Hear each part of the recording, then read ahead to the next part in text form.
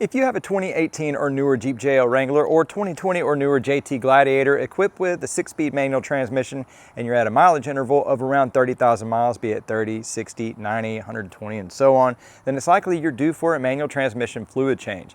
Now if you're still under warranty, no worries there. It's likely that they've logged and been maintaining that up until the point of expiration.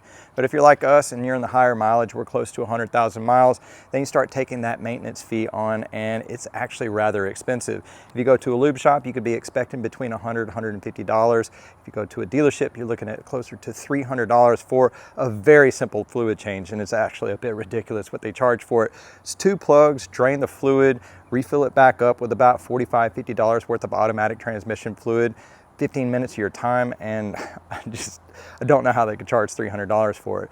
If you're in a situation where you've just purchased maybe a used JL JT with a manual transmission and you don't have any history of a log of that maintenance, now is also the time to just go ahead and do a refresher. So if you're all about learning simple maintenance on your vehicle that you can do your home and potentially save yourself a lot of money that could actually be used for fuel on your upcoming trip to Colorado, well, this is the video for you. Stay tuned.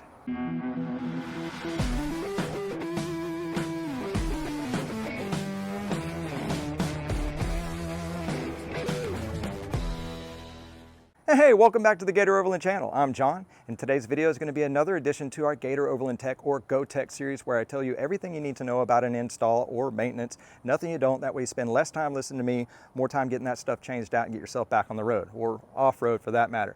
Today's video, I'm going to show you how to simply change the manual transmission fluid in your 2018 and up JL Wrangler, 2020 and up JT Gladiator. It's super simple, only takes about 15 minutes of your time using very simple tools. So let's get started with tools that you'll need. You'll need a 24mm combination box-in wrench is fine.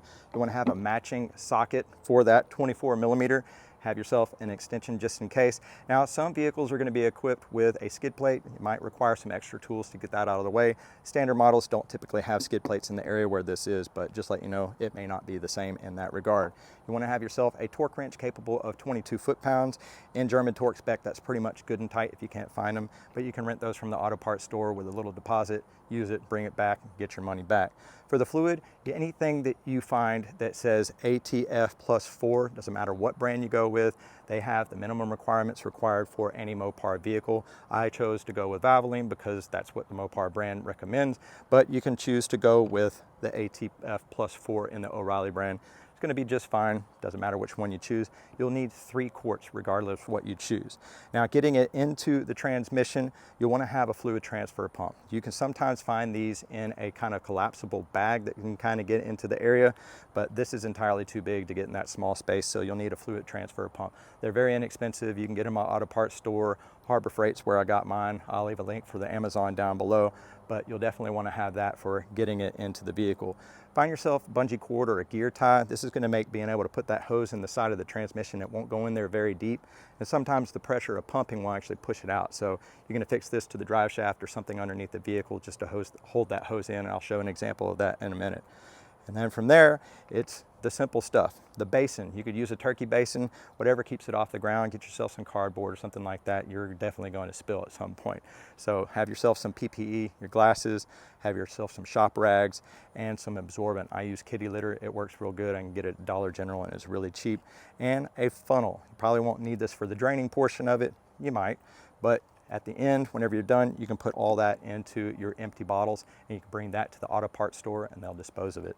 So as again, it's a very simple process, 15, 20 minutes of your time tops, and you'll be good to go, fresh, ready to go on your trip. Let's get started. Step 1, prep for draining.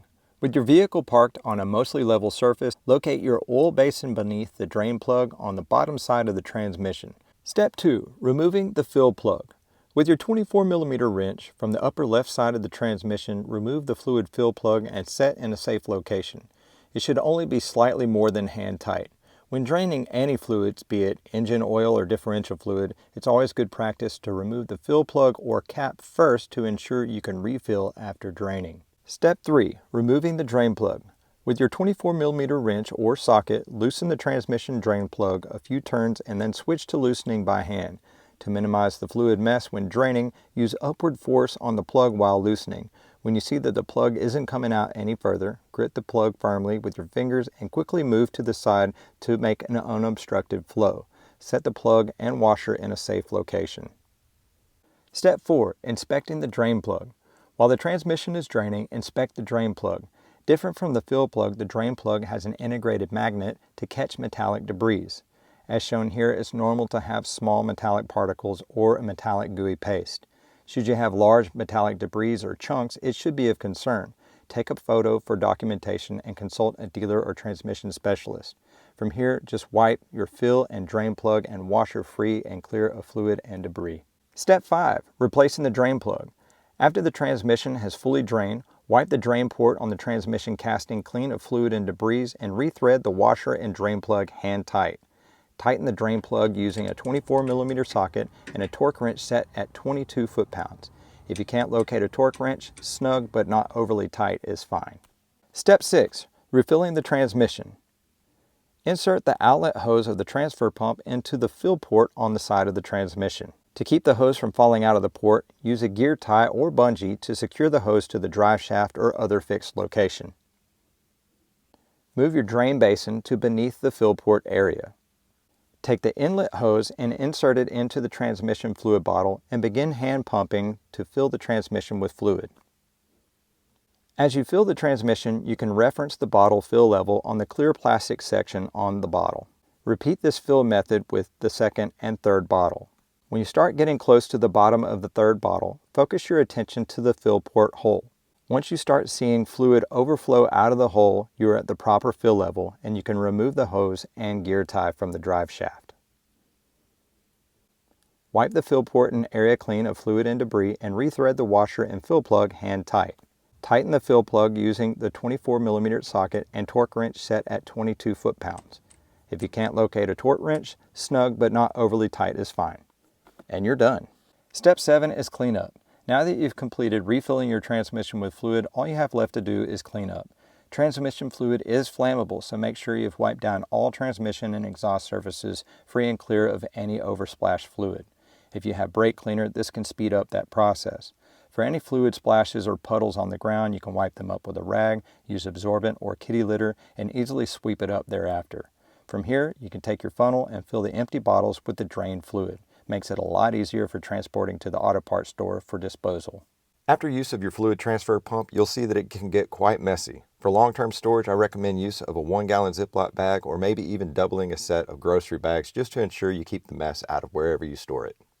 Well, that about wraps things up. If you enjoyed today's video, found it informative or helpful in learning how to maintain the fluids on your manual JL or JT, go ahead, give us a big thumbs up, let us know how we're doing. Share if you'd like, I'd appreciate that. For a heads up on any future installs or adventures, go ahead and hit that subscribe button, notification bell, you can follow us along our journey. Don't forget to check the description below, as I'll have a full list of Amazon affiliate links for the products and tools I used in today's video, as well as contact information should you need to get a hold of me. Remember, we at Gator Overland encourage each and every one of you to take a daily moment to unplug and reconnect with the outdoors, even if it's just for a few minutes. Have fun, keep it safe, and just go. Thanks, y'all.